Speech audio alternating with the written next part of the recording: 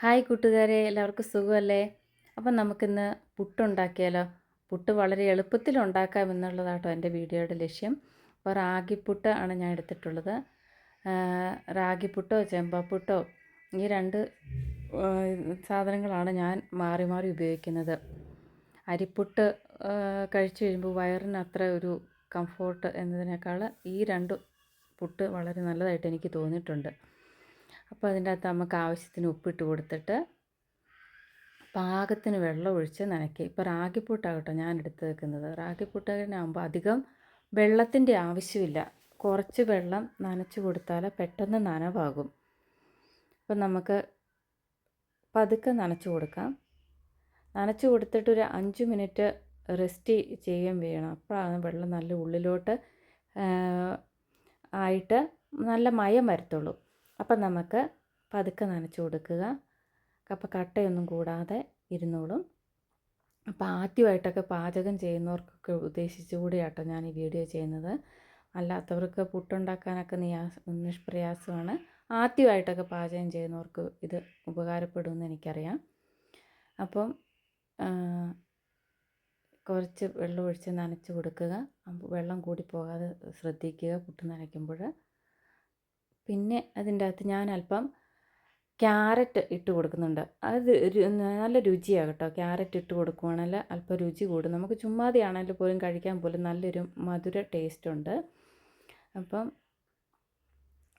ക്യാരറ്റും ഇച്ചിരി നല്ലപോലെ തേങ്ങായും ഇട്ടാലാണ് റാഗിപ്പുട്ട്. വിറ്റാമിൻ B12 ഉണ്ട് റാഗിപ്പുട്ടിൻ്റെ അകത്ത്. അപ്പം വിറ്റാമിൻ B12 ഡെഫിഷ്യൻസി നമുക്ക് നികത്താൻ പറ്റും. ഉണ്ട്. അപ്പം നമ്മുടെ പുട്ട് റെഡി ആയിട്ടുണ്ട്. പാകത്തിന് നനവായിട്ട് ഉണ്ട്. ഇതിൻ്റെ അകത്തോട്ട് നമ്മുടെ ഈ പുട്ട് 5 മിനിറ്റ് റെസ്റ്റ് ചെയ്യുന്ന നേരം നമുക്ക് ക്യാരറ്റ് റെഡിയാക്കി എടുക്കാം കേട്ടോ.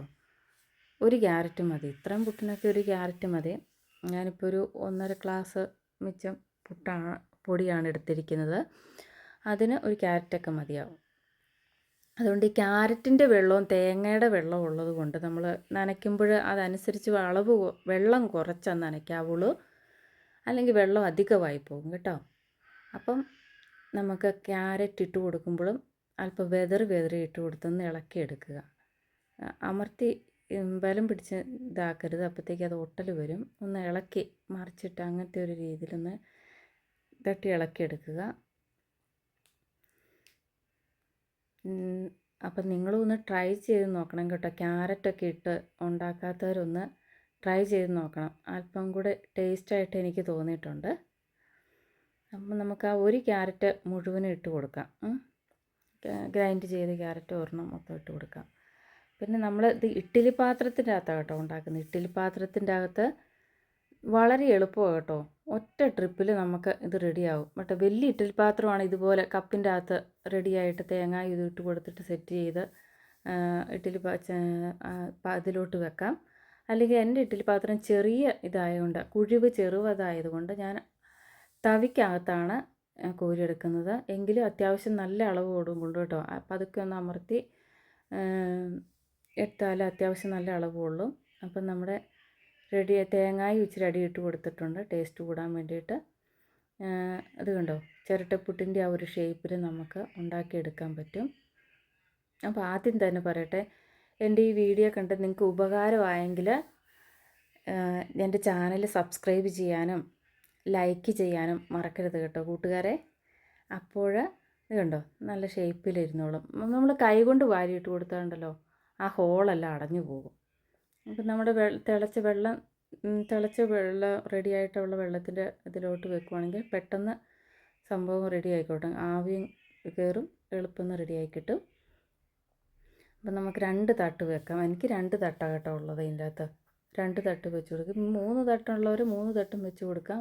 അപ്പോൾ അത്രയും പെട്ടെന്ന്. അപ്പോൾ ഒരു അപ്പനും അമ്മയും കുട്ടികളൊക്കെ ഉള്ളൊരു ഫാമിലിക്ക് അത്യാവശ്യം ഒറ്റ ട്രിപ്പിൽ സംഭവം റെഡിയാക്കാം. നമുക്ക് ഒത്തിരി സേവ് ചെയ്യാൻ പറ്റും. കാത്തിരിക്കേണ്ട ഒരു മുഷിപ്പില്ലല്ലോ. പെട്ടെന്ന് സംഭവം റെഡിയാകത്തില്ലേ. അപ്പം നിങ്ങളും ഒന്ന് ട്രൈ ചെയ്യണം കേട്ടോ. അപ്പോൾ എൻ്റെ ഈ പരീക്ഷണം നിങ്ങളും ഒന്ന് ട്രൈ ചെയ്യുക. അപ്പം ക്യാരറ്റൊക്കെ ഇട്ടെന്ന് വെറൈറ്റി രീതിയിൽ പുട്ടുണ്ടാക്കി നോക്കുക. ഇതുവരെ ഉണ്ടാക്കാത്തവർ അങ്ങനെ ഒന്ന് ട്രൈ ചെയ്യണം കേട്ടോ. അപ്പോൾ ഇഷ്ടപ്പെട്ടെങ്കിൽ ലൈക്ക് അടിക്കുന്ന കാര്യം മറക്കരുത്. അപ്പോൾ വീണ്ടും ഇനി ഞാൻ ഉണ്ടാക്കുന്ന ഫുഡുകൾ എൻ്റേതായ രീതിയിലുള്ള ശൈലിയുള്ള പല ഐറ്റങ്ങളുമായിട്ട് ഇനിയും നമുക്ക് കണ്ടുമുട്ടാം. ഇത് ഞാൻ എൻ്റെ ഫ്രിഡ്ജിൽ തണുപ്പ് ആറിയിട്ട് ഫ്രിഡ്ജിലോട്ട് എടുത്ത് വെക്കാൻ വേണ്ടിയിട്ടാട്ടോ എടുത്ത് വെക്കുന്നത്. കണ്ടോ, സ്പൂൺ കൊണ്ട് നമുക്ക് ഉപയോഗിക്കാം. അപ്പം tata, bye bye, see U.